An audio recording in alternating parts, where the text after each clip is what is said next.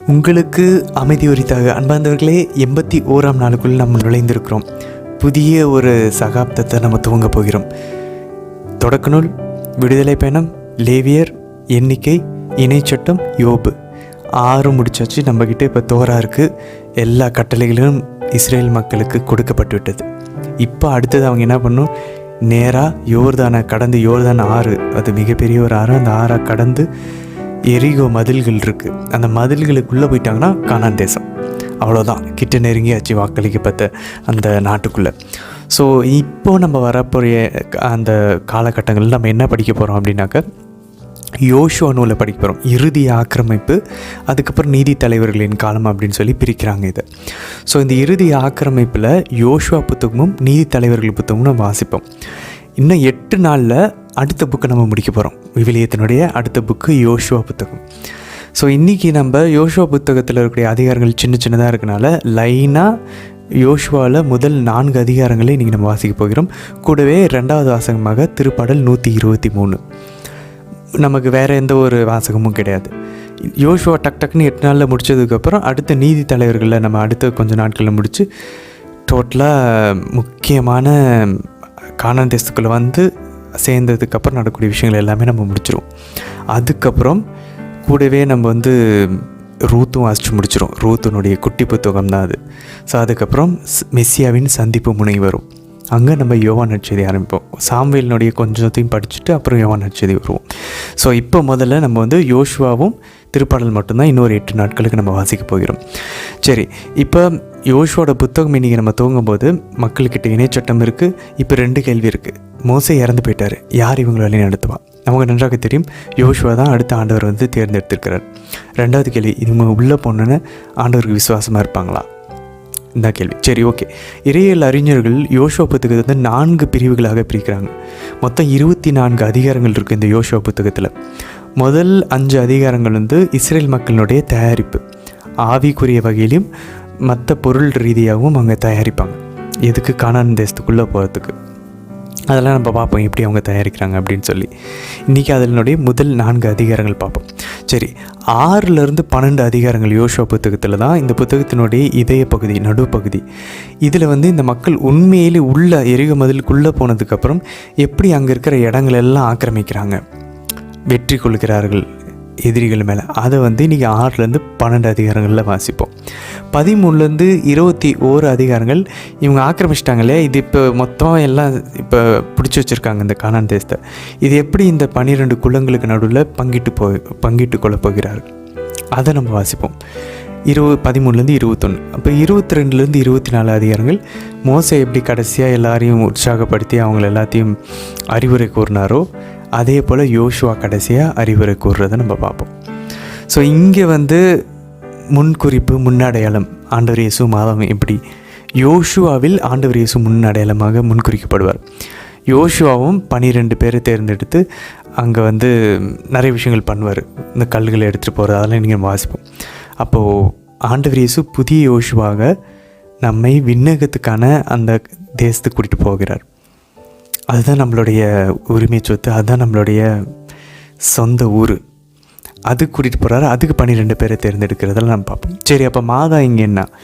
அதே தான். மோசே கூட எப்படி உடன்படிக்கை பேழை வந்து மாதாவுடைய பிரசனத்தையும் தந்தையின் பிரசனத்தையும் கொடுத்துச்சோ அதே போல் இங்கேயும் எங்கெங்கெல்லாம் உடன்படிக்கையின் பேழையை நம்ம வாசிக்கிறோமோ அங்கெல்லாம் நம்ம மாதாவை யோசிக்கணும். ஏற்கனவே நம்ம விளக்க உரையில் ஏன் மாதாதான் உடன்படிக்கையின் பேழைன்றதெல்லாம் நம்ம பார்த்துட்டோம். சரியா? ஸோ இன்றைக்கி இந்த யோசுவான்ற பேர் எபிரேய மொழியில் வந்து யெஷுவா அப்படின்வாங்க. அதெல்லாம் கேள்விப்பட்டிருப்போம். யெஷுவான்னு சில பேர் பேர்லாம் வைப்பாங்க. ஸோ இந்த யெஷுவா தான் யோசுவாவினுடைய எபிரேய ஒரிஜினல் மொழி. கிரேக்கத்தில் தான் இதை நம்ம மொழிபெயர்க்கும் போது ஜீசஸ், இயேசு அப்படின்னு சொல்லி நம்ம மாற்றிக்கிறோம். ஏற்கனவே நமக்கு தெரியும் யோசுவாவோட பெயர் வந்து ஓசேயான்னு இருந்துச்சு. ஓசேயானா என்ன? மீட்பு, சால்வேஷன் அப்படின்னு அர்த்தம். ஆனால் அதை மோசே வந்து பேரை மாற்றுவார். யோசுவாவை வந்து முதல்ல ஞாபகம் இருக்கா, கானான் தேசத்துக்குள்ளே அந்த ஒற்றர்களை 12 பேரை தேர்ந்தெடுத்து அனுப்பும்போது யோசுவாவையும் தேர்ந்தெடுப்பார்.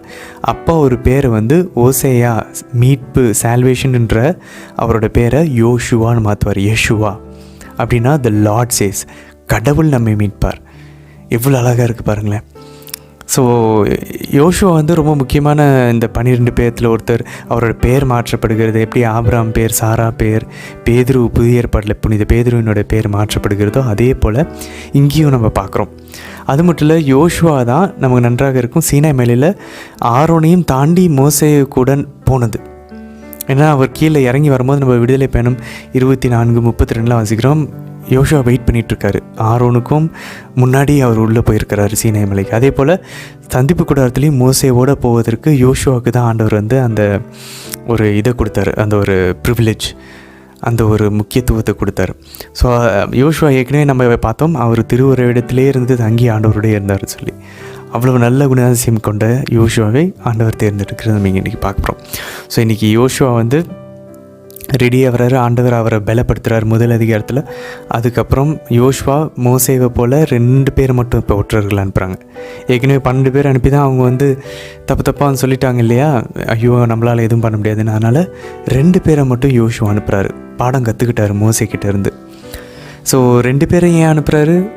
ஏன்னா 12 பேரை ஏற்கனவே மோசே அனுப்புனப்போ 2 பேர் தான் விசுவாசமாக சரியான ஒரு இதை கொடுத்தாங்க, அந்த ஒரு தகவலை கொடுத்தாங்க.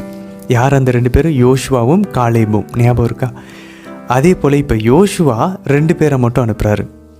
ஸோ அதெல்லாம் இன்றைக்கி நம்ம பார்ப்போம். அதே மாதிரி அங்கே போனதுக்கப்புறம் இன்றைக்கி அவங்க ஒரு விபச்சாரி விலை மகளிரனுடைய ஒரு வீட்டில் தங்குவாங்க. ஸோ அது தங்கி அந்த ஒற்றர்களை வந்து கொல்றதுக்கு அவங்க முயற்சிப்பாங்க. யார்? கானான் தேச ஆட்கள். அங்கே உயிர் தப்பி திரும்ப வந்து இஸ்ரேல் மக்கள் யோர்தானை கடந்து போகிறது, உடன்படிக்கையின் பேரின் முக்கியத்துவம், அது எல்லாமே இன்றைக்கி நம்ம உள்ளிருந்து 4 அதிகாரத்தில் வாசித்து முடிக்க போகிறோம். மோசே இல்லாமல், மோசேவனுடைய கோல் இல்லாமல் இவங்க எப்படி இந்த யோர்தான் நதியை கறக்குறாங்க? இன்றைக்கி அதுதான் ரொம்ப ஆர்வமான, ரொம்ப இன்ட்ரெஸ்டிங்கான, சுவாரஸ்யமான ஒரு பகுதி இன்றைக்கி நம்ம வாசிக்க போகிறோம். அதே போல் திருப்பாடல் 123 நம்ம பார்க்குறோம் அழகான ஜெபம். இது ஒரு பிரிந்து போன சகோதரர்கள் இதை வந்து ஒரு பாடலாக எழுதியிருக்கிறார். ரொம்ப அழகான ஜெபம். அந்த ரொம்ப அழகான பாடலுக்கான இணைப்பை இந்த வீடியோட லிங்க்கில் கொடுத்துருக்குறோம். அந்த பாடலையும் நீங்கள் கேட்க முயற்சி பண்ணுங்கள். சூப்பரான பாடல். சரி, இன்றைய தினத்தில் ஒரு 3 கேள்விகள் இருக்குது. முதல் கேள்வி, அந்த ஒரு விலை மகளிர் அந்த விபச்சார பெண்ணினுடைய வீட்டில் போய் தங்குவாங்கன்னு சொன்னோம் இல்லையா, அந்த பெண்ணினுடைய பெயர் என்ன? ஆண்டவருடைய பட்டியலில், மத்தேயு நற்செய்தியில் ஆண்டவருடைய மூதாதையரின் பட்டியலில் 5 பெண்களுடைய பெயர்கள் மட்டும்தான் பதிவு செய்யப்பட்டிருக்கு மத்தேயுனுடைய பட்டியலில். அதில் இந்த பெண் இருப்பாங்க, இந்த விபச்சார பெண். யோசிச்சு பாருங்கள். ஸோ யார் அந்த பெண்ணினுடைய பெயர்? ஞாபகம் வச்சுக்க முயற்சிப்போம், மனப்பாடம் செய்ய. 2வது கேள்வி, யோசுவா சொல்றாரு கானானியர்கள் நம்மளுடைய எதிரிகள் அப்படின்னு சொல்லி ஒரு நாடுகளினுடைய பெயர்கள்லாம் சொல்லுவாங்க. அதை எண்ணி பாருங்கள் எத்தனை நாடுகள்னு வருது. ரொம்ப முக்கியமான ஒரு விளக்கம் அதில் இருக்குது. எத்தனை நாடுகளை இவங்க போய் வீழ்த்தணும் யோசுவா சொல்லுவார் 3ஆம் அதிகாரத்தில். சரி, 3வது கேள்வி, தண்ணீர் யோர்தானை ஓடிட்டுருக்குல, மோசே இல்லை, மோசேவனுடைய கோல் இல்லை, எப்போ தண்ணி நிற்கும்? எக்ஸாக்டாக எந்த நொடி தண்ணி நிற்கும் அப்படின்னு சொல்லி குறிப்பிடப்பட்டிருக்கும். அதை கவனித்து கொண்டே வாசிப்போம் இன்றைக்கி. சரி, இன்றைய தினத்திற்கான விவிலிய வாசி பகுதிக்குள்ளே நம்ம ஜெபத்தோடு இணையலாம்.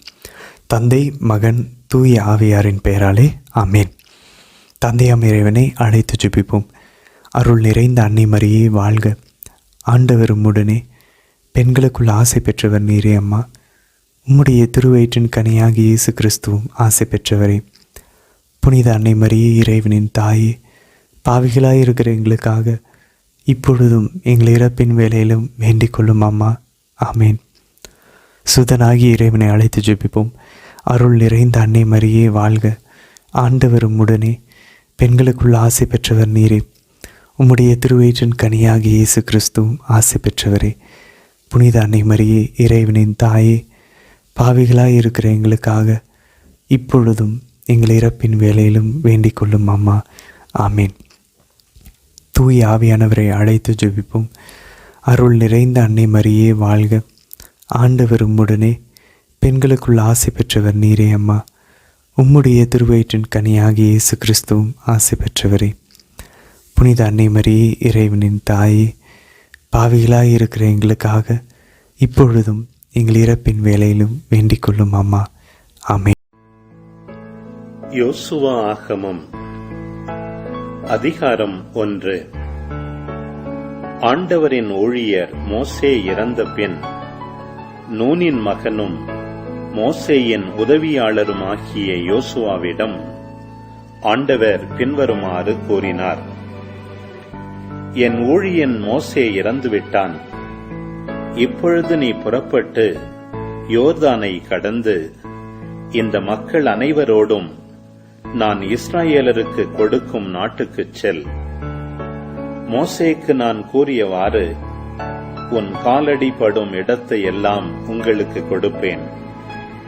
பாலை நிலத்திலிருந்து இந்த லெபனோன் வரையிலும், யூப்ரத்தீசு பேராறு தொடங்கி இத்தியர் நாடு முழுவதுமாக, கதிரவன் மறையும் பெருங்கடல் வரையிலும் உங்கள் நிலமாக இருக்கும். உன் வாழ்நாள் முழுவதும் எந்த மனிதனும் உன்னை எதிர்த்து நிற்க மாட்டான். மோசேயுடன் நான் இருந்தது போல் உன்னோடும் இருப்பேன். உன்னை கை நெகிழ மாட்டேன், கைவிடவும் மாட்டேன். வீறு கொள், துணிந்து நில். ஏனெனில் இம்மக்களின் மூதாதையருக்கு கொடுப்பதாக நான் வாக்களித்த நாட்டை இவர்கள் உரிமையாக்கிக் கொள்ளுமாறு செய்வாய்.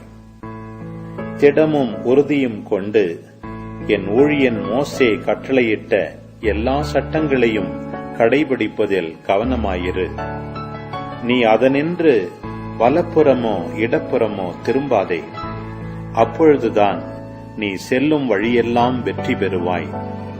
இந்த திருச்சட்ட நூலை உன் முன் நின்று அகற்றாதே. இரவும் பகலும் இதனை தியானம் செய்து இதில் எழுதியுள்ள அனைத்தையும் கடைபிடிப்பதில் கவனமாயிரு. அப்பொழுதுதான் நீ செல்லும் இடமெல்லாம் நலம் பெறுவாய், வெற்றி காண்பாய். நான் உனக்கு கட்டளையிடவில்லையா? வீறு கொள், துணிந்து நில், அஞ்சாதே, கவலைப்படாதே. ஏனெனில் உன் கடவுளும் ஆண்டவருமான நான் நீ செல்லும் இடமெல்லாம் உன்னோடு இருப்பேன். யோசுவா மக்களின் மேற்பார்வையாளருக்கு கட்டளையிட்டு கூறியது: பாளையத்தின் நடுவே சென்று இவ்வாறு மக்களுக்குரிய கட்டளையாக கூறுங்கள். உங்களுக்கு வேண்டிய உணவை தயார் செய்யுங்கள். ஏனெனில் இன்னும் 3 நாள்களில் உங்கள் கடவுளாகிய ஆண்டவர் உங்கள் உடைமையாக உங்களுக்கு கொடுக்கவிருக்கும் நாட்டை உரிமையாக்கிக் கொள்ள இந்த யோர்தானை கடப்பீர்கள். ரூபன் காத்தின் மக்களுக்கும் மனாசேயின் அரைக்குலத்திற்கும் யோசுவா கூறியது: உங்களுக்கு ஆண்டவரின் ஊழியர் மோசே கட்டளையிட்டதை நினைவு கொள்ளுங்கள். உங்கள் கடவுளாகிய ஆண்டவர் உங்களுக்கு அமைதி அருள்வார். இந்நாட்டை உங்களுக்கு அளிப்பார். உங்கள் மனைவியரும் குழந்தைகளும் கால்நடைகளும் மோசே உங்களுக்கு கொடுத்த கீழே யோர்தானில் தங்கலாம். ஆனால் வலிமை மிக்க நீங்கள் படைக்கலம் தாங்கிய போர் வீரர்களாக உங்கள் சகோதரர்களுக்கு முன்பாக கடந்து சென்று அவர்களுக்கு உதவுங்கள். ஆண்டவர் உங்களுக்கு செய்தது போல் உங்கள் சகோதரர்களையும் அந்நாட்டில் குடியேற்றி அவர்களுக்கும் அமைதி அருள்வார். அதுவரை அவர்களுக்கு உதவுங்கள். அவர்களும் உங்கள் கடவுளாகிய ஆண்டவர் கொடுக்கும் நாட்டை உரிமையாக்கிக் கொள்வர். பின்னர் கதிரவன் உதிப்பதும் கடவுளின் ஊழியர் மோசே உங்களுக்கு அளித்ததும் நீங்கள் ஏற்கனவே உடைமையாக்கிக் கொண்டதுமான கீழே யோர்தானுக்கு திரும்பி வந்து அந்நாட்டை உரிமையாக்கிக் கொள்வீர்கள். அவர்கள் யோசுவாவிடம், நீர் எங்களுக்கு கட்டளையிடுவதை நாங்கள் செய்வோம். நீர் அனுப்பும் இடத்திற்கெல்லாம் நாங்கள் செல்வோம். நாங்கள் மோசேக்கு எல்லாவற்றிலும் கீழ்ப்படிந்தது போல் உமக்கும் கீழ்ப்படிவோம். உம் கடவுளாகிய ஆண்டவர் மோசேயுடன் இருந்தது போல் உம்மோடும் இருப்பாராக.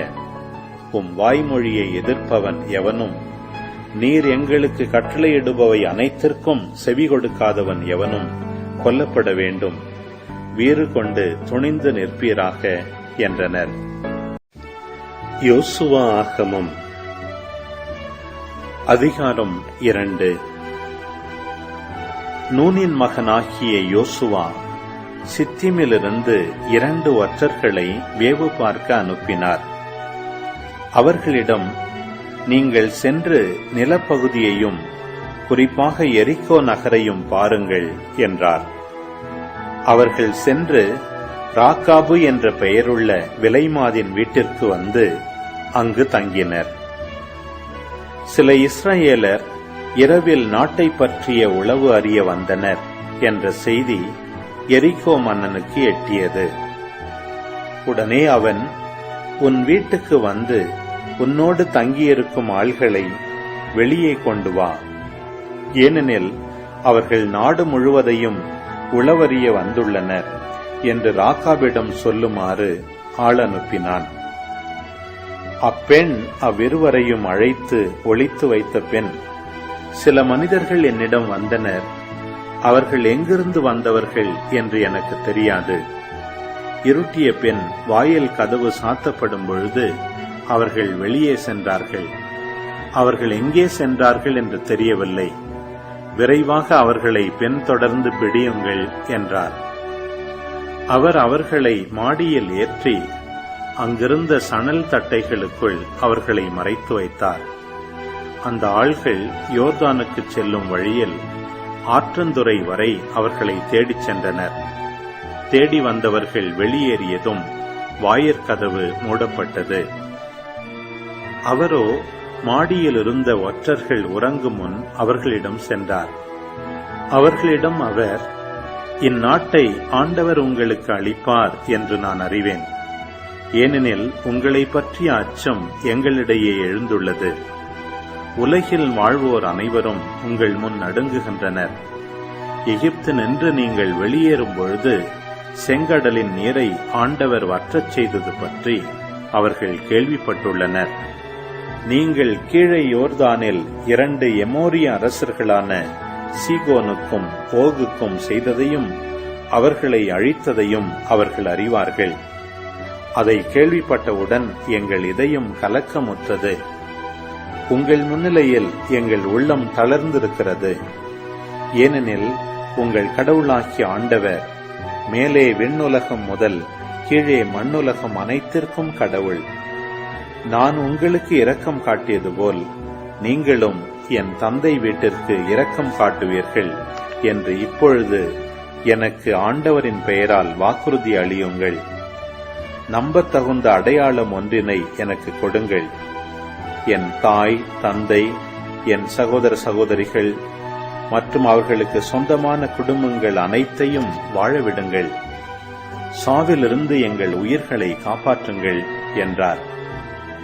அதற்கு அந்த ஒற்றர்கள், எங்கள் உயிர் உம் கையில் உள்ளது. எங்களை பற்றி வெளியில் சொல்லாமல் இருந்தால் ஆண்டவர் எங்களுக்கு நாட்டை அளிக்கும் போது நாங்கள் உங்களுக்கு இரக்கம் காட்டுவோம், நம்பிக்கையுடன் நடந்து கொள்வோம் என்றனர். அவர் ஒரு கயிற்றின் மூலம் அவர்களை சாளரம் வழியாக இறக்கிவிட்டார். ஏனெனில் அவரது வீடு கோட்டை சுவரோடு இணைந்திருந்தது. அங்கே அவர் வாழ்ந்து வந்தார். அவர் அவர்களிடம், உங்களை துரத்துபவர்கள் கண்டுபிடிக்காதபடி நீங்கள் மலையை நோக்கி போங்கள். துரத்துபவர்கள் திரும்பும் வரை அங்கே 3 நாள்கள் ஒளிந்து கொள்ளுங்கள். பின்னர் உங்கள் வழியே செல்லுங்கள் என்றார். அப்பொழுது ஒற்றர்கள், நீர் எங்களிடமிருந்து பெற்ற வாக்குறுதியிலிருந்து நாங்கள் தவறமாட்டோம். நாங்கள் இந்நாட்டுக்கு திரும்பி வரும்பொழுது நீர் இந்த சிவப்பு கயிற்றை எங்களை இறக்கிவிட்ட சாளரத்தில் கட்டி வையும். உம் தாய், தந்தை, உம் சகோதரர்கள் மற்றும் உம் தந்தை வீட்டில் உள்ள அனைத்தையும் உம் வீட்டில் சேர்த்து வைத்திரும். உம் வீட்டிலிருந்து கதவுக்கு வெளியே எவராவது வந்தால் அவரது சாவுக்கு அவரே பொறுப்பாவார். நாங்கள் குற்றமற்றவர்கள். ஆனால் உம்மோடு வீட்டில் இருப்பவர் மீது எவராவது கை வைத்தால் அந்த இரத்தப்பழி எங்கள் தலை மீது விழும். நமக்குள் நடந்த இந்த பேச்சுவார்த்தையை நீர் வெளிப்படுத்தினால் எங்களிடமிருந்து நீர் பெற்ற வாக்குறுதிக்கு நாங்கள் பொறுப்பாளிகள் அல்ல என்றனர். அவர், உங்கள் வார்த்தைப்படியே ஆகட்டும் என்று சொல்லி அவர்களை அனுப்பி வைத்தார்.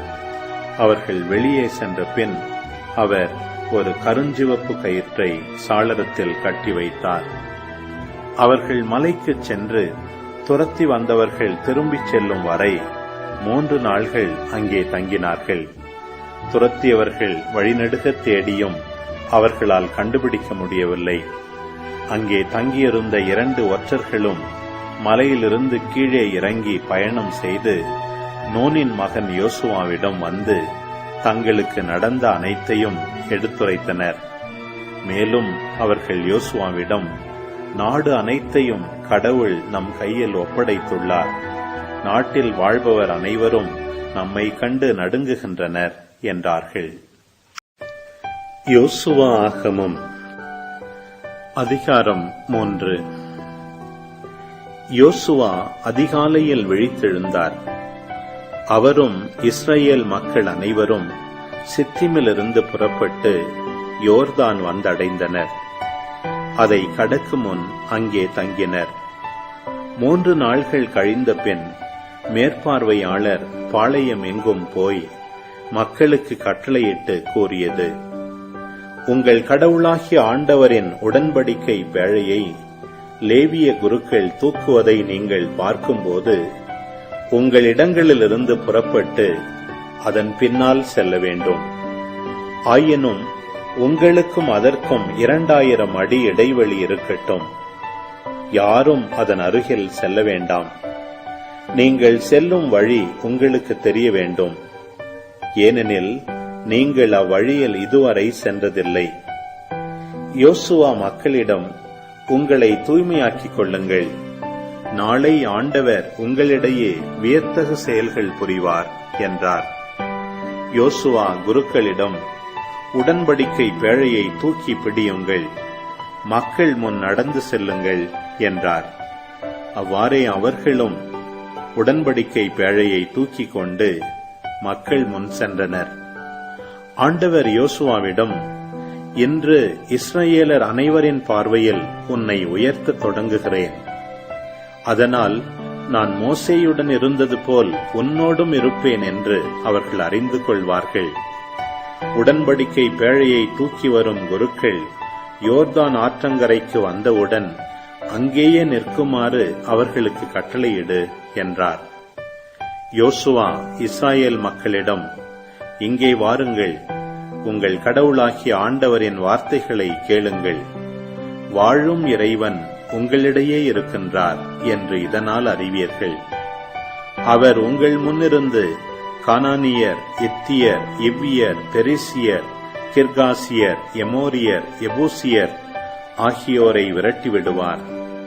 இதோ உலகனைத்தின் ஆண்டவரது உடன்படிக்கை பேழை உங்கள் முன் யோர்தானை கடக்கின்றது. இப்போது இஸ்ரவேலின் 12 குலங்களிலிருந்தும் குலத்திற்கு ஒருவராக நீங்கள் தேர்ந்தெடுங்கள். உலகனைத்தின் ஆண்டவரது உடன்படிக்கை பேழையை தூக்கிச் செல்லும் குருக்களின் காலடிகள் யோர்தான் நீரில் பட்டவுடன் அத்தண்ணீர் பிரிந்து போகும். மேற்பகுதியிலிருந்து ஓடிவரும் தண்ணீர் குவியலாக நிற்கும் என்றார். மக்கள் தங்கள் கூடாரங்களிலிருந்து யோர்தானை கடக்க புறப்படும் போது குருக்கள் உடன்படிக்கை பேழையை தூக்கிக் கொண்டு மக்கள் முன்னே சென்றனர். உடன்படிக்கை பேழையை தூக்கிச் சென்ற குருக்கள் யோர்தானை அடைந்தனர். அவர்கள் காலடிகள் யோர்தான் நீரின் விளிம்பில் நனைந்தவுடன் மேற்பகுதியிலிருந்து ஓடிவந்த யோர்தான் நீர் வெகு தொலையில் நின்றது. அறுவடை நாள்களில் இந்நதி கரை புரண்டு ஓடும். மேற்பகுதியிலிருந்து வந்த நீர் சாரத்தானின் அருகிலிருந்து ஆதாம் நகருக்கு எதிரில் வெகு தொலையில் மேலெழும்பி நின்றது. கீழே ஓடிய நீர் பாலைநிலக்கடலாகிய சாக்கடல் வரை ஓடி மறைந்தது. மக்களும் எரிகோவுக்கு நேர் எதிராக நடந்து சென்றனர். இஸ்ரவேலர் அனைவரும் கடந்து முடிக்கும் வரை ஆண்டவரது உடன்படிக்கை பேழையை தூக்கிச் சென்ற குருக்கள் யோர்தான் நடுவே வறண்ட தரையில் நின்றனர். எல்லா இஸ்ரவேல் மக்களும் அவ்வறண்ட தரை வழியாக நடந்தனர். யோசுவா ஆகமம் அதிகாரம் 4. மக்கள் எல்லாரும் யோர்தானை கடந்து முடிந்த பின் ஆண்டவர் யோசுவாவை நோக்கி, மக்களிலிருந்து குலத்திற்கு ஒருவராக 12 நீங்கள் தேர்ந்தெடுங்கள். அவர்களுக்கு பின்வருமாறு கட்டளையிடுங்கள். குருக்களின் பாதங்கள் இருக்கும் இடத்திலிருந்து 12 கற்களை எடுத்து உங்களுடன் கொண்டு வாருங்கள். அவற்றை நீங்கள் இவ்விரவு தங்குமிடத்தில் வையுங்கள் என்றார். யோசுவா இஸ்ராயேல் மக்களிலிருந்து குலத்திற்கு ஒருவராக தேர்ந்தெடுக்கப்பட்ட 12 அழைத்தார். யோசுவா அவர்களிடம், உங்கள் கடவுளாகிய ஆண்டவரது பேழைக்கு முன்பாக யோர்தான் நடுவில் கடந்து செல்லுங்கள். இஸ்ரேல் குலங்களின் எண்ணிக்கைக்கேற்ப உங்களில் ஒவ்வொருவனும் ஒரு கல்லை தோளில் சுமந்து செல்லட்டும். இவை உங்களிடையே ஓர் அடையாளமாக இருக்கட்டும். இக்கற்கள் உங்களுக்கு எதை குறிக்கும் என்று பிற்காலத்தில் உங்கள் பிள்ளைகள் கேட்பார்கள். அப்பொழுது நீங்கள் அவர்களுக்கு இவ்வாறு சொல்லுங்கள்: யோர்தான் நீர் ஆண்டவரது உடன்படிக்கை பேழையின் முன் பிரிந்து நின்றது. அப்பேழை யோர்தானை கடக்கும் பொழுது யோர்தானின் தண்ணீர் பிரிந்து நின்றது. இக்கற்கள் இஸ்ராயேல் மக்களுக்கு என்றும் இந்நிகழ்ச்சியை நினைவூட்டுவதற்காக உள்ளன என்று சொல்லுங்கள் என்றார். யோசுவா கட்டளையிட்டபடியே இஸ்ராயேல் மக்கள் செய்தனர். ஆண்டவர் யோசுவாவிடம் சொல்லியபடி யோர்தான் நதியின் நடுவிலிருந்து இஸ்ராயேல் மக்களின் குலங்களின் எண்ணிக்கைக்கேற்ப 12 கற்களை எடுத்துக்கொண்டு தாங்கள் தங்கிய இடத்திற்கு சென்று அங்கே வைத்தனர்.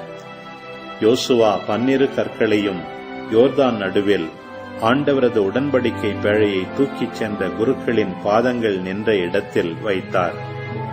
அவை அங்கே இந்நாள் வரை உள்ளன. இவ்வாறு மக்களுக்கு கூறும்படி ஆண்டவர் யோசுவாவுக்கு கட்டளையிட்டார். இவை அனைத்தும் முடியும் வரை பேழையை தூக்கிச் சென்ற குருக்கள் யோர்தான் நடுவிலேயே நின்று கொண்டிருந்தனர். மக்களும் விரைவாக கடந்தனர். இதுவே மோசே யோசுவாவுக்கு அளித்திருந்த கட்டளை. மக்கள் அனைவரும் கடந்த பின் ஆண்டவரது பேழையோடு குருக்களும் மக்கள் காண கடந்து வந்தனர். மோசே அவர்களுக்கு கூறியபடி ரூபன் காத்தின் மக்களும் மனாசேயின் அரைக்குலமும் படைக்கலன்கள் தாங்கியவராய் இஸ்ராயேல் மக்கள் காண கடந்து வந்தனர். ஏறக்குறைய 40,000 பேர் போருக்கு தயாராக ஆண்டவரின் முன்னால் எரிகோ சமவெளிக்கு சென்றனர். அன்று ஆண்டவர் யோசுவாவை இஸ்ராயேலர் அனைவரின் பார்வையில் உயர்த்தினார். அவர்கள் மோசேயை மதித்தது போல் இவரையும் வாழ்நாள் முழுவதும் மதித்தனர். ஆண்டவர் யோசுவாவிடம் கூறியது: உடன்படிக்கை பேழையை தூக்கி நிற்கும் குருக்களை யோர்தானிலிருந்து வெளியேறுமாறு கட்டளையிடு. அவ்வாறே யோசுவா குருக்களுக்கு யோர்தானிலிருந்து வெளியேறுங்கள் என்று கட்டளையிட்டார். ஆண்டவரது உடன்படிக்கை பேழையை தூக்கிச் சென்ற குருக்கள் யோர்தானின் நடுவிலிருந்து வெளியேறி தங்கள் பாதங்களை கரையில் வைத்தவுடன் யோர்தான் நீர் தன்னிடத்திற்கு திரும்பியது. முன்புபோல் கரைகளை தொட்டு ஓடியது. முதல் மாதத்தின் 10ஆம் நாளன்று மக்கள் யோர்தானிலிருந்து வெளியேறினர். அவர்கள் எரிகோவில் கிழக்கு பகுதியில் இருந்த கில்காலில் தங்கினர். யோர்தானிலிருந்து எடுத்து வந்த 12 கற்களையும் யோசுவா கில்காலில் நாட்டினார். அவர் இஸ்ரவேலரிடம், எதிர்காலத்தில் உங்கள் பிள்ளைகள் உங்களிடம் ஏன் இந்த கற்கள் என்று வினவினால் அவர்களிடம் இவ்வாறு தெரிவியுங்கள்: உலர்ந்த தரை வழியாக இஸ்ரவேலர் இந்த யோர்தானை கடந்தனர். உங்கள் கடவுளாகிய ஆண்டவர் நாங்கள் கடக்கும் வரை செங்கடலின் நீரை எங்கள் கண்முன் வற்றச் செய்தது போல நீங்கள் கடக்கும் வரையிலும் யோர்தான் நீரை உங்கள் கண்முன் வற்றச் செய்துள்ளார். அதனால் உலகின் எல்லா மக்களும் ஆண்டவரின் கை வலிமை உள்ளது என்று அறிவர். நீங்களும் உங்கள் கடவுளாகிய ஆண்டவருக்கு வாழ்நாள் முழுவதும் அஞ்சுவீர்கள் என்றார். திருப்பாடல் 123. விண்ணுலகில் வீற்றிருப்பவரே, உம்மை நோக்கியே என் கண்களை உயர்த்தியுள்ளேன். பணியாளனின் கண்கள் தன் தலைவனின் கைதனை நோக்கியிருப்பது போல, பணிப்பெண்ணின் கண்கள் தன் தலைவியின் கைதனை நோக்கியிருப்பது போல, என் கடவுளாகிய ஆண்டவரே, நீர் எமக்கு இறங்கும் வரை எம் கண்கள் உம்மையே நோக்கியிருக்கும். எங்களுக்கு இறங்கும் ஆண்டவரே, எங்களுக்கு இறங்கும். அளவுக்கு மேலேயே நாங்கள் இகழ்ச்சி அடைந்து விட்டோம். இன்பத்தில் திளைத்திருப்போரின் வசைமொழி போதும், இருமாந்த மனிதரின் பழிச்சொல்லும் போதும். ஆமேன். ஆண்டவரே, இந்த நாளுக்கான இந்த இறை வார்த்தைகளுக்காக நன்றி செலுத்துகிறோம் அப்பா. ஆண்டவரே, இஸ்ரேல் மக்கள் உங்களுடைய கட்டளைகளை மீறி உங்களுடைய உடன்படிக்கையை அவங்க கடைபிடிக்காமல் இருந்த போதும் எவ்வளவு இரக்கம் நிறைந்தவராக நீங்கள் வாக்களித்த அந்த நாட்டுக்கு அவங்கள இருந்தாலும் நீங்கள் இரக்கம் காட்டி கூட்டிகிட்டு போகிறீங்க ஆண்டவரே. எங்களுடைய வாழ்க்கையிலும் நாங்கள் இதே போல் தான் நாங்கள் நடந்துக்கிட்டு இருக்கோம் அப்பா. உங்களுக்கு நாங்கள் நம்பிக்கைக்குரியவர்களாக, எங்கள் ஞானஸ்தானத்தின் வாக்குறுதிகளுக்கு நாங்கள் நம்பிக்கைக்குரியவர்களாக இல்லை. ஆனாலும் உங்கள் அம்மாவை எங்களுக்கு அனுப்புனீங்க.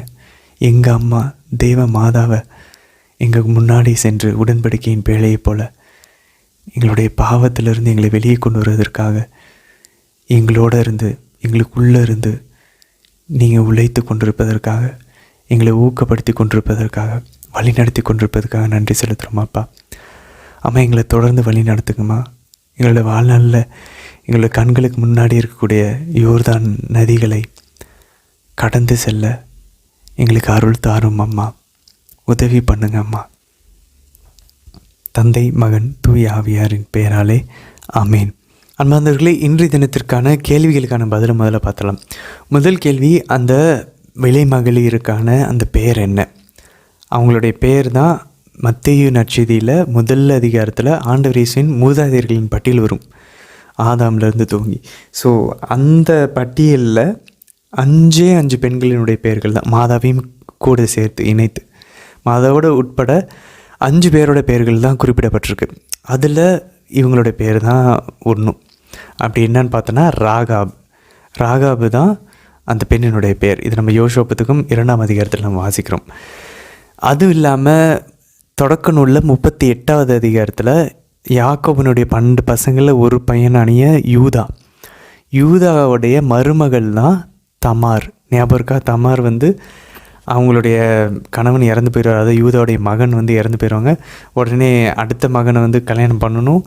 ஆனால் அவர் வச்சுக்கிட்டே இருந்து கொடுக்க மாட்டார். அப்போது இவங்க தமார் ஒரு விலை மகளிராக நடந்து கொண்டு யூதாவோடவே ஒன்று சேர்ந்து குழந்தை பெற்றெடுப்பாங்க.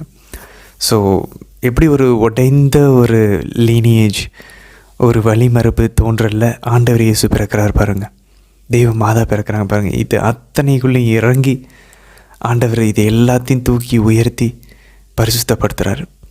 ஸோ தமார், ராகாபு, 3வது நம்ம வாசிக்க போகிறோம் 8 நாட்கள் கழித்து ரூத்துன்றவங்களும் பிற இனத்தவர்கள் பாருங்கள். ராகாபு பிற இனத்தவர், ரூத்து பிற இனத்தவர், மோவாபிய பெண்.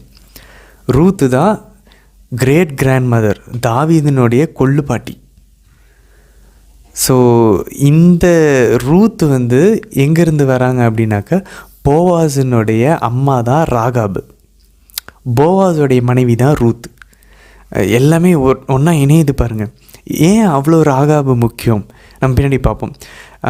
4வது பெண் யாருன்னா பெத்ஷிபா தான் நமக்கு தெரியும், சாலமோனுடைய அம்மா, தாவீது அரசர் விபச்சாரம் செய்த பெண்.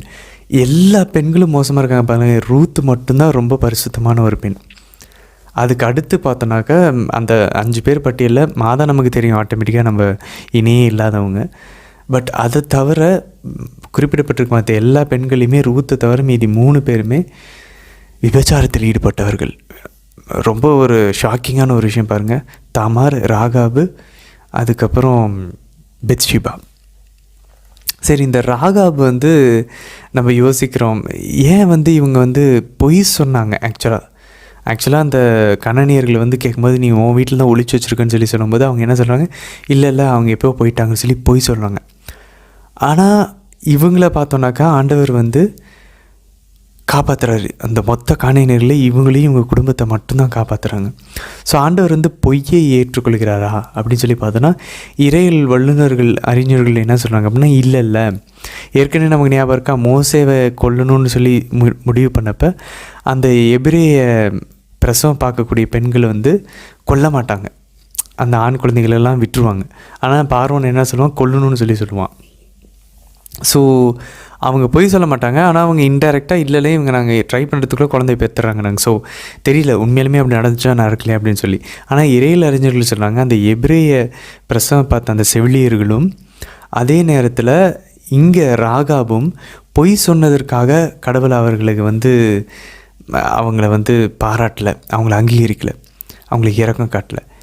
இவர்கள் இஸ்ரேல் மக்களுக்கு, ஆண்டவர் தேர்ந்தெடுக்கப்பட்ட மக்களுக்கு இரக்கம் காட்டினதுனால ஆண்டவர் அவர்களுக்கு இரக்கம் காட்டுறாராம். ஏன்னா 2 பேருக்குமே ஆண்டவர் இரக்கம் காட்டினார், தயவு காட்டினார்னு சொல்லி நம்ம வாசிக்கிறோம். அப்போ அவங்க பொய் சொன்னதுக்காக இல்லை, அவங்க இஸ்ரேல் மக்களுக்காக செய்த நன்மைகள், அவங்களுடைய நல்ல உணர்வு, அதுக்காக ஆண்டவர் இரக்கம் காட்டினார்னு சொல்கிறாங்க. இன்னும் வேறு சில இறையியல் அறிஞர்கள் என்ன சொல்கிறாங்கன்னா, இந்த ராகாபு ஆக்சுவலாக அவங்க ஒரு பிரினத்தவர். ஆனால் அவங்க என்ன சொல்கிறாங்க பாருங்கள், அந்த அந்த 2 ஒற்றர்கள்கிட்ட சொல்கிறாங்க, எனக்கு தெரியும். இதே பார்வோன் என்ன சொன்னால், எனக்கு கடவுளா, எபிரேயர்கள் கடவுளா, அது யார் எனக்கு தெரியாதே அப்படின்றவார். அந்த ஒரு தலக்கணம், அந்த ப்ரைடு. ஆனால் இவங்க சொல்கிறாங்க எனக்கு தெரியும் அப்படின்றாங்க. இவங்க ஒரு பிரினத்தவராக இருந்தோம். அது மட்டும் இல்லை, அவங்க என்ன சொல்கிறாங்க பாருங்கள், எனக்கு விண்ணையும் மண்ணையும் படைத்த கடவுள், அவர் இஸ்ரேலோடு இருக்கிறாரு, அவர் இந்த செங்கடலை பிறந்து அதை வற்ற வைத்தது, இது எல்லாத்தையும் நான் நம்புகிறேன் அப்படின்னு சொல்லி அவங்க ஒரு விசுவாச அறிக்கையை எடுக்கிறார்களாம் ராகாபு. ஸோ அதனால தான் ராகாப் பாருங்கள், ஆபிரகாமினுடைய அந்த வழிமரப்போடு அவங்க ஒட்டு போடப்படுகிறார்களாம், அவங்க கிராஃப்ட் பண்ணப்படுறாங்களாம். ஆபிரகாமிய நேர்மையாளராக கருதப்பட்டார். நம்ம வாசிக்கிறோம், தந்தையம் இறைவன் வாக்களிக்கிறாரு, அது ஆபிரகாம் அப்படியே நம்பினார், அதுவே அவருக்கு நீதியாக கருதப்பட்டது. நம்ம தொடக்க நூலில் வாசித்தோம், பின்னாடி அது எபிரேயர்லையும் நம்ம வாசிப்போம். ஸோ ஆபிரகாம் நீதிமானாக நேர்மையாளராக கருதப்பட்டது அவருடைய விசுவாசத்தினால். கடவுள் வாக்களித்ததை நான் நம்புகிறேன். அதையே அவர் என்ன பண்ணுறாரு, செயலையும் காட்டுறாரு ஈசாக்கை பலியிடும்போது. ஸோ அவர் வெறும் விசுவசிக்கலை, அதை அவர் செயலில் காட்டினார். அதான் நம்ம பின்னாடி மாதா கிட்ட வாசிக்கிறோம். எலிசபெத் அம்மான்னு சொல்கிறாங்க. அப்படி எலிசபெத் அம்மா மாதா பார்த்துட்டு, கடவுள் சொன்னவை உமக்கு நிறைவேறும் என்று விசுவசித்த நீர் பேறு பெற்றவர் அப்படின்றாங்க. பெண்களுக்குள் ஆசை பெற்றவர் நீர்னு சொல்கிறாங்க. அதுக்கப்புறம் அவங்க சொல்லுவாங்க, ஆண்டவர் சொன்னவை எல்லாம் உமக்கு நிகழும் என்று விசுவசித்த நீர் ஆசி பெற்றவர், பேறு பெற்றவர் அப்படின்வாங்க. ஸோ அது அப்படியே நமக்கு ஆபிரகாமை எதிரொலிக்கும். ஆபிரகாமும் அதனால தான் நீதிமானாகவும் ஆசீர்வதிக்கப்பட்டவராகவும் இருந்தார். ஸோ இங்கே ராகாப் அப்படி யாவே இறைவனை, இஸ்ரேலின் தேவனை அவங்க விசுவாச அறிக்கையை இட்டதுனால அவர்களை ஆண்டவர் காப்பாற்றி ஆபிரகாமுடைய சந்ததியோடு சேர்க்குறாரு. எப்படி பாருங்களேன், எவ்வளோ பவர்ஃபுல்லான ஒரு விஷயம் பாருங்கள். ஆண்டவருக்கு அப்போ அதான் சொல்லுவாங்க, நம்ம கடவுளை நம்ம நிறைய வசனமும் இருக்குது, கடவுளை நம்ம தொழுது கொள்ள வருகிறோம், அவர் சேவை செய்ய வருகிறோம் அப்படின்னா விசுவாசம் இல்லாமல் அவரை திருப்திப்படுத்த முடியாது, அவருக்கு ஏற்புடையவர்களாக நம்ம மாற முடியாதுன்னு நம்ம வாசிக்கிறோம். சரி, எத்தனை எதிரிகள், 2வது கேள்விக்கு போவோம். இஸ்ரேல் மக்கள் வீழ்த்த வேண்டும் கானான் தேசத்துக்குள்ளே போனதுக்கப்புறம். யோசுவா 3ஆம் அதிகாரம் 10ஆம் வசனத்தில் வாசிக்கிறோம், வாழும் இறைவன் உங்களிடையே இருக்கின்றார் என்று இதனால் அறிவீர்கள், அவர் உங்கள் முன்னிருந்து கானானியர்கள் 1, இத்தியர்கள் 2, இவ்வியர்கள் 3, பெரிசியர்கள் 4, கிர்காசியர்கள் 5, எமோசியர்கள் 6, எபூசியர்கள் 7. மொத்தம் 7 பேரை ஆண்டவர் விரட்டி விடுவாராம். நமக்கு இது 7 தான் ஞாபகப்படுத்துதா? 7 தலையான பாவங்கள், 7 தீயாவிகள். ஸோ இந்த பழைய யோசுவா பழைய இஸ்ரேல் மக்களை கூட்டிக்கிட்டு இந்த 7 எதிரி தேசங்களை அவர் வீழ்த்துகிறார். உடன்படிக்கை பேழையோட 12 தேர்ந்தெடுக்கப்பட்ட அந்த தலைவர்களோட. புதிய யோசுவாகிய ஆண்டவர் யேசுவா புதிய உடன்படிக்கையாகிய தேவ மாதாவோடு இணைந்து 12 திருத்தூதர்களோடு இணைந்து புதிய இஸ்ரேல் ஆகிய நம்மை பாவத்திலிருந்து வழி நடத்தி, அவரும் யோர்தானுக்குள்ளே இறங்கி ஞானஸ்தானம் பெற்று வெளியே புதிய இஸ்ரேலை தூக்கிட்டு எங்கே போகிறாரு? விண்ணகத்துக்கு நம்மை கூட்டி போகிறார். அதுதான் நம்மளுடைய வாக்களிக்கப்பட்ட நாடு. அதான் புனித பவுல் கூறுவார், நம்மளுடைய உரிமை சொத்து விண்ணகம். ஸோ அதுக்கு நடுவில் ஆண்டவர் எதை வீழ்த்தணும்? ஆவிக்குரிய வகையில் இந்த 7 தீய ஆவிகள்: பெருமை, பொறாமை, பேராசை, பெருந்தீனி, கோபம், காமம், சோம்பேறித்தனம். இந்த 7 தலையான பாவங்களை ஆண்டவர் வீழ்த்தி திருச்சபையோடு இணைஞ்சு நம்மளை வெற்றிகரமாக மேலே கூட்டிகிட்டு போகிறார். ஸோ இதுதான் புதிய யோசுவா பழைய யோசுவாக்கான இந்த ஒரு ஒற்றுமைகள். 3வது, எப்போ தண்ணீர் நின்றது? யோசுவா 3ஆம் அதிகாரம் 13வது வசனத்தில் பார்க்குறோம். இந்த குருக்கள் உடன்படிக்கையின் பேழை தூக்கிக்கிட்டு அவங்களுடைய பாதம் போய் யோர்தானில் கரை புரண்டு வெள்ளை மாதிரி ஓடுதான். நம்ம நியூஸில் பார்த்துருக்கோம். ஒரு ஆறில் கரை புரண்டுற ஓரளவு தண்ணி ஒன்றா காட்டாட்டு வெள்ளம் நம்ம கேள்விப்பட்டிருக்கோம்ல, அவ்வளோ பவர்ஃபுல்லான ஒரு கரண்ட்டு நிரம்பி வழிதான் யோர்தான். அவ்வளோ தண்ணி ஓடிட்டுருக்கு. சும்மா ஏதோ தண்ணி லைட்டாக இருந்துச்சு, வறண்டு போன டைமில் இஸ்ரேல் மக்கள் அப்படியே உள்ளே நடந்து போனாங்களாம் இல்லை.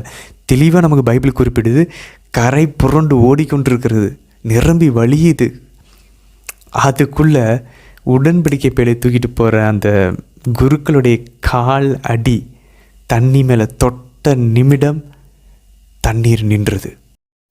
இறையில் அறிஞர்கள் என்ன சொல்கிறாங்க அப்படின்னாக்கா, நிறையா இந்த யோசுவாவினுடைய இதுக்கும் மோசேவுடைய இந்த அவருடைய செயல்களுக்கும் நிறைய தொடர்பு ஒற்றுமைகள் இருக்கிறத பார்க்குறாங்க.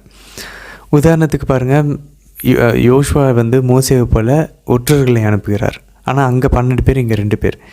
அதே போல் மோசே வந்தபோது, எகிப்தை விட்டு வெளியே வந்தபோது செங்கடல் இதே போல் தண்ணி செவ்வறு போல் நின்றுச்சு. இங்கே யோசுவாவுக்கு யோர்தான் நதி பிளந்தது. அதே மாதிரி நம்ம பின்னாடி இன்னும் நிறையா ஒற்றுமைகள் நம்ம பார்ப்போம். மோசேவுக்கும் யோசுவாவுக்கும் நிறைய ஒற்றுமைகள் இருக்குது பார்ப்போம். அவரும் 12 பேரை தேர்ந்தெடுத்தார், இவரும் 12 பேரை தேர்ந்தெடுத்து அந்த கற்களை எடுத்துகிட்டு போக சொல்கிறார். ஸோ நிறைய ஒற்றுமைகள் இருக்கிறத நம்ம இங்கே பார்க்குறோம். அது மட்டும் இல்லை பாருங்கள், இந்த தண்ணீர் நின்றுது பாருங்கள், தண்ணி வற்றி போனது அப்படின்னு சொல்கிறாங்களே, அந்த ட்ரை கிரவுண்ட் அப்படின்றது எபாஷா எரெட்ஸ் அப்படின்றாங்க எபிரேய மொழியில். எபாஷா எரெட்ஸ் அப்படின்னாக்க இதே வார்த்தையை நம்ம தொடக்க நூல் 1ஆம் அதிகாரம் 9லிருந்து 10 வசனங்களை வாசிக்கிறோமா. ஆண்டவர் தண்ணீரையும் நிலத்தையும் பிரித்தார். அந்த ஒரு ட்ரை கிரவுண்ட், வெற்று நிலம் உருவானது. அதே அந்த நிலத்தில் என்ன நடக்குது அதுக்கப்புறம் நம்ம பின்னாடி பார்த்தோன்னாக்கா, இஸ்ரேல் மக்கள் யோசுவா 18ஆம் அதிகாரம் நம்ம யோசுவாவில் வாசிப்போம்.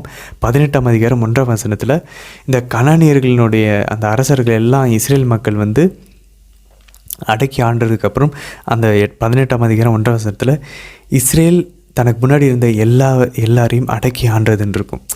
ஸோ அதே மொழி ஆதாமும் ஏவாளும் தொடக்க நூல் 1ஆம் அதிகாரம் 28ஆம் வசனத்தில் அவங்க முன்னாடி இருந்த எல்லா படைப்புகளையும் அவர்கள் அடக்கி ஆண்டார்கள், ஆளுகை செய்தார்கள் அப்படின்னு சொல்லி இருக்கும். ஸோ பாருங்கள், நிலம் தனியாக தண்ணீர் தனியாக பிரியுது. இவங்க உள்ளே போகிறாங்க இந்த புதிய இஸ்ரேல். அதே போல் ஆதாம் ஏவாளும் வராங்க. அவங்க முன்னாடி இருந்தவங்களே இவங்க அடக்கி ஆளுகிறார்கள், இவங்களும் அடக்கி ஆளுகிறார்கள். ஸோ இது ஒரு க்ரியேட்டிவ் நரேஷனை திரும்ப நம்ம காட்டுது. அப்போது இந்த வாக்களிக்கப்பட்ட நாடு கானான் தேசம்ன்றது ஒரு புதிய ஏதேன் தோட்டத்தை போல் திரும்பவும் அவருடைய பிள்ளைங்களா, அதான் தலைமகன் அப்படின்றார். அங்கே ஒரு தலைமகனுக்கு ஏதேன் தோட்டத்தை கொடுத்தாரு ஆதாமுக்கு. இங்கே ஒரு தலைமகன் இஸ்ரேலுக்கு ஒரு ஏதேன் தோட்டம் கானான் தேசம், அதே பாலும் தேனும் வழியக்கூடிய ஒரு பரதேசம், ஒரு பேரடைஸை கொடுக்குறாரு. ஆனால் அந்த ஆதாம் கட்டளை மீறினப்ப அந்த ஏதேன் தோட்டம், அந்த பேரடைஸை விட்டு வெளியே துரத்தப்பட்டார். இஸ்ரேல் மக்களும் ஆண்டவருடைய கட்டளைகளை மீறும்போது நாடு கடத்தப்படுவார்கள். அந்த பரதேசத்தை, அந்த ஏதேன் தோட்டத்தை விட்டு அவங்க போவாங்க. ஸோ இதெல்லாம் நம்ம பின்னாடி பார்ப்போம். ஸோ இது ஒரு க்ரியேட்டிவ் நரேஷனையும் கொண்டு வருது அப்படின்னு சொல்லி இறையியல் அறிஞர்கள் சொல்கிறாங்க. சரி, இன்றைக்கி விளக்க உரைக்குள்ளே நம்ம போவோம். விளக்க உரையில் பாருங்கள், யோசுவா 1ஆம் அதிகாரம் 3ஆம் வசனம் ரொம்ப ஃபேமஸானது. மோசேவுக்கு நான் கூறியவாறு உன் காலடிப்படும் இடத்தை எல்லாம் உனக்கு நான் கொடுப்பேன். எங்கெங்கெல்லாம் நடந்து போவீங்களோ அதெல்லாம் உனக்கு நான் வாக்களிக்கிறேன். எவ்வளோ பவர்ஃபுல்லான, இது ரொம்ப ஃபேமஸான ஒரு வசனமும் கூட. அதே மாதிரி 5ஆவது வசனம் பாருங்கள், 1ஆம் அதிகாரத்தில் உன்னோடு நான் இருப்பேன், மோசேவோடு நான் இருந்தது போல் உன்னோடு இருப்பேன், உன்னை கை நிகழ மாட்டேன், உன்னை கைவிடவும் மாட்டேன். எவ்வளோ பவர்ஃபுல்லான பாருங்கள். ஆண்டவர் நம்மளே இதை ஒவ்வொரு டைமும் பார்த்து சொல்கிறார். நம்ம ரொம்ப மோசமான ஒரு சுச்சுவேஷன் இருக்குமா, கண்ணுக்கே தெரியலையா விடுதலை, அவர் நம்மை கை நெகிழவும் இல்லை, கைவிடவும் மாட்டார். அதே மாதிரி நம்ம 8ஆம் வசனம் பார்த்தோம். 1ஆம் அதிகாரம் 8ஆம் வசனம் ஏற்கனவே நம்ம அது ஜெபமாலையோடு இணைச்சு நம்ம விளக்க உரையில் பார்த்துட்டோம். இந்த திருச்சட்ட நூலை உன் முன்னின்று அகற்றாதே, இரவும் பகலும் இதை தியானம் செய்து இதில் எழுதியுள்ள அனைத்தையும் கடைபிடிப்பதில் கருத்தாயிரு. அப்பொழுதுதான் நீ செல்லும் இடமெல்லாம் நலம் பெறுவாய், வெற்றி காண்பாய். அப்போ பாருங்களேன், நம்மளும் நலம் பெறணும், வெற்றி பெறணும்னா நம்ம வாசிச்ச இந்த தோரா, இந்த மொத்த பைபிளும் எப்பயுமே நம்ம நெஞ்சோடு சேர்த்து பிடிச்சிக்கணும். வெளியே மட்டும் இல்லை, உள்ள மனசுக்குள்ளேயும் கூட. ஸோ இரவும் பகலும் அதை தியானிக்க சொல்கிறாங்க. உன் முன்னின்று இந்த திருச்சட்ட நூல் நம்ம ஏற்கனவே பார்த்துட்டோம். பேன்ற அந்த வார்த்தை அந்த இடத்துல முன்னின்று கிடையாது, உன் வாயினின்று. அப்போ வாயிலிருந்து திருச்சட்டத்தை எடுக்கக்கூடாது, இதயத்திலேருந்து எடுக்கக்கூடாது. அதை தான் நம்ம ஜெபமாலை பண்ணிகிட்ருக்கோம். ஆண்டவருடைய வார்த்தையை வாயிலே ஜெபிக்கிறோம், இதயத்திலையும் தியானிக்கிறோம். நம்ம அதை ஏற்கனவே பார்த்துட்டோம் ரொம்ப விரிவாக. சரி, 2ஆம் அதிகாரத்துக்கு போனோன்னா 10ஆவது வசனத்தை பாருங்கள். எரிகோவுக்குள்ளே இருக்கிற கானானியர்கள் ராகாபு சொல்கிறாங்க, எல்லாம் பயந்து நடுங்கிட்டு இருக்காங்களாம். மெல்ட் ஆகிட்டாங்கன்னு சொல்லி ஆங்கிலத்தில் வாசிக்கிறோம். பாருங்களேன், நம்ம தான் நிறைய நேரங்களில் நம்ம பயந்துட்டுருக்கோம். யோசுவா பார்த்து நம்ம தான் பயந்துட்டுருக்கோன்னு பார்த்தா அவங்க நம்மளை பார்த்து பயந்துட்டுருக்காங்க.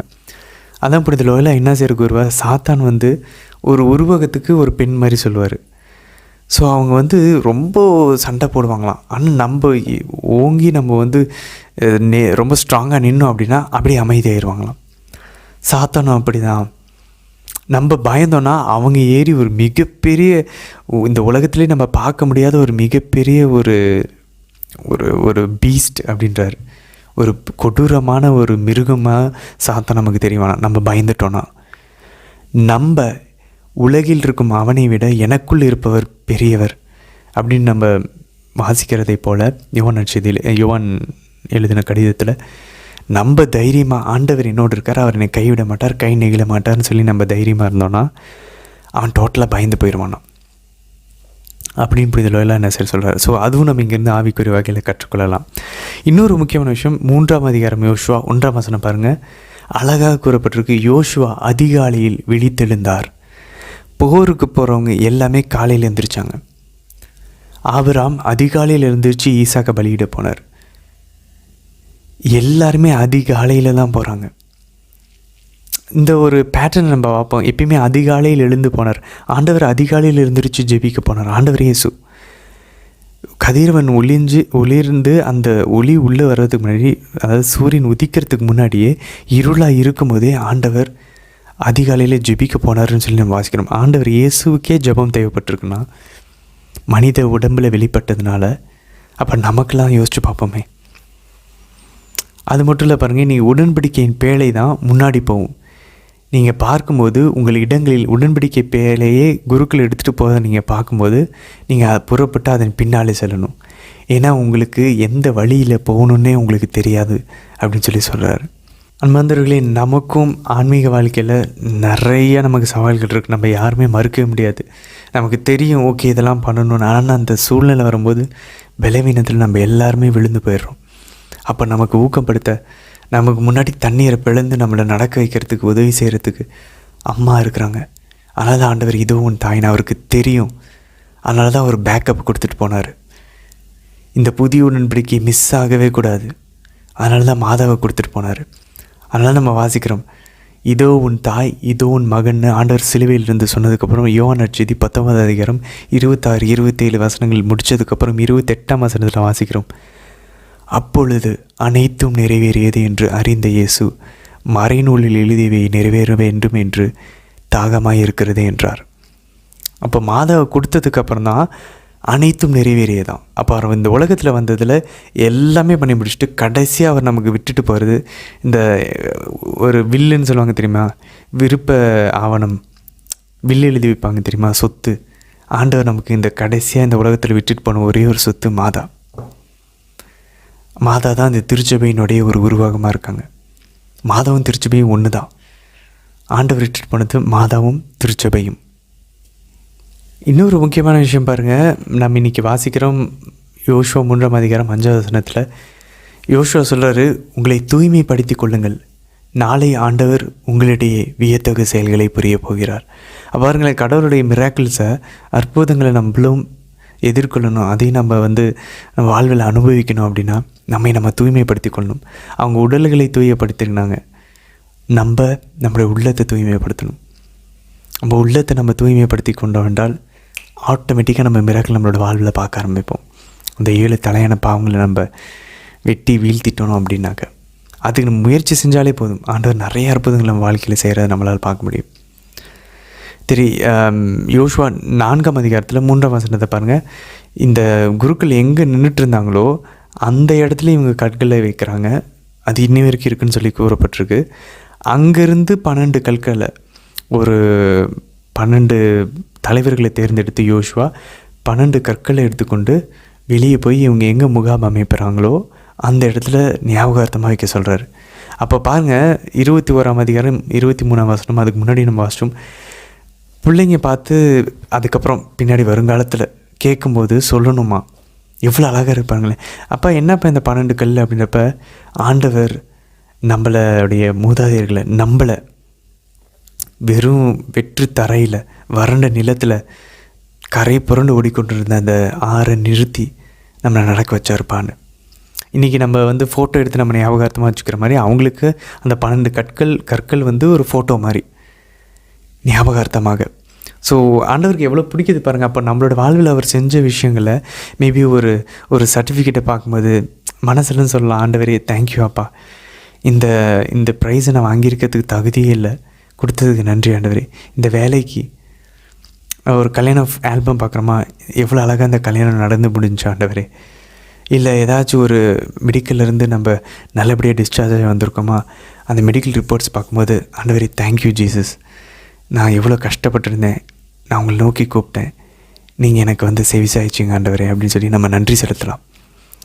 ஸோ இதெல்லாம் ஆண்டவருக்கு பிடிக்குமா? எப்படி அந்த 12 கற்கள் ஒரு ஆண்டவர் செஞ்சதுன்னு ஒரு நினைவாக இருக்கும். நமக்கு எது வேணால் இருக்கலாம், ஹாஸ்பிட்டல் பில்லாக இருக்கலாம், ஃபோட்டோவாக இருக்கலாம், எதை பஸ் டிக்கெட்டாக இருக்கலாம், ஃப்ளைட் டிக்கெட்டாக இருக்கலாம், ட்ரெயின் டிக்கெட்டாக இருக்கலாம், இல்லை ஏதாச்சும் ஒரு சர்டிஃபிகேட்டாக இருக்கலாம், ஏதாச்சும் ஒரு இடமாக இருக்கலாம். அந்த இடத்துக்கு போகும்போது நமக்கு தோணும், இல்லை ஏதாவது பொருள், ஒரு மரம், ஒரு கார்டன், ஏதாச்சும் நம்ம யோசித்து வைக்கலாம். அதை பார்க்கும்போது ஆண்டவர் நமக்கு செஞ்சது நமக்கு ஞாபகம் மனசில் குட்டி ஆண்டவருக்கு தேங்க்யூ சொன்னால் அவருக்கு அது ரொம்ப பிடிக்கும். இன்றைக்கான திருப்பாடல் மறந்துடக்கூடாது அன்பார்ந்தவர்களே. அதுக்கான ஒரு அழகான பாடல் இருக்கிறது, அதுக்கான லிங்க்கு இந்த வீடியோ டிஸ்கிரிப்ஷனில் கொடுத்துருக்கோம். அதை கேட்டு முடிஞ்ச ஹெட்செட் போட்டு கேட்க முயற்சிப்போம். அவ்வளோ அழகான ஒரு பாடல். இன்றைய திருப்பாடல் பாடலாக இருக்கும். நிந்தையும் அவமானம் சகித்து கொண்டு உங்கள் செத்த நிலையிலே நாங்கள் நிற்கிறோம், நீங்கள் தான் ஏதாவது பண்ணணும்ப்பான்னு சொல்லி சூப்பரான ஒரு பாடல். உங்கள் முகத்தையே உங்கள் கரத்தையே நோக்கி இருக்கிறோம் ஆண்டவரே, உங்கள் கரத்தையே நோக்கி பார்த்துக்கிட்டு இருக்கோம். எவ்வளோ அழகான திருப்பாடல் பாருங்களேன். இதோடைய ஆசிரியர் நமக்கு தெரியல, தாவீதாக இருக்கலாம்னு சொல்லி இறையிலாளர்கள் சொல்கிறாங்க. ஆனால் நம்மளுடைய ஜெபம் அப்படி தான் இருக்கும். ரொம்ப ட்ரை பண்ணி டயர்டாக இருந்தோன்னா சொல்லலாம், ஆண்டவரே எவ்வளோ தான் என் ஆன்மா தாங்கிக்கும், உங்கள் கரத்தையே நோக்கிட்டுருக்கோம் ஆண்டவரே, உங்களுடைய முகத்தையே நோக்கி பார்க்குறோம் ஆண்டவரேன்னு சொல்கிற மாதிரி அழகான ஒரு பாடல். அதை கேட்க முயற்சிப்போம். இவங்க கானானுக்கு வந்துட்டாங்க, அந்த எரிக்கோவுக்கு முன்னாடி வந்துட்டாங்க. யோர்தானை தாண்டிட்டதே இறையியல் அறிஞர்கள் கானானுக்குள்ளே வந்ததுன்னு அர்த்தம் தான் சொல்கிறாங்க. டோட்டலாக இப்போ அவங்களுக்கும் எகிப்து அந்த பாலைவனத்தின் அந்த வாழ்வுக்கும் தொடர்பு முடிஞ்சிச்சு. ஸோ அடுத்து இப்போ எரிக்கோவை எப்படி இவங்க கைப்பற்ற போகிறார்கள்? மோசேவை போல் போரிட்டா, இல்லை ஆண்டவர் வேறு ஏதாவது ஒரு யுக்தியை கொடுக்க போகிறார்களா? ரொம்ப சுவாரஸ்யமாக இருக்கும். இனிமேல் எல்லாமே தொடர்ந்து பயணிப்போம். நாளை தினத்திற்கான வீடியோ நம்ம சந்திக்கலாம். ஆமேன்.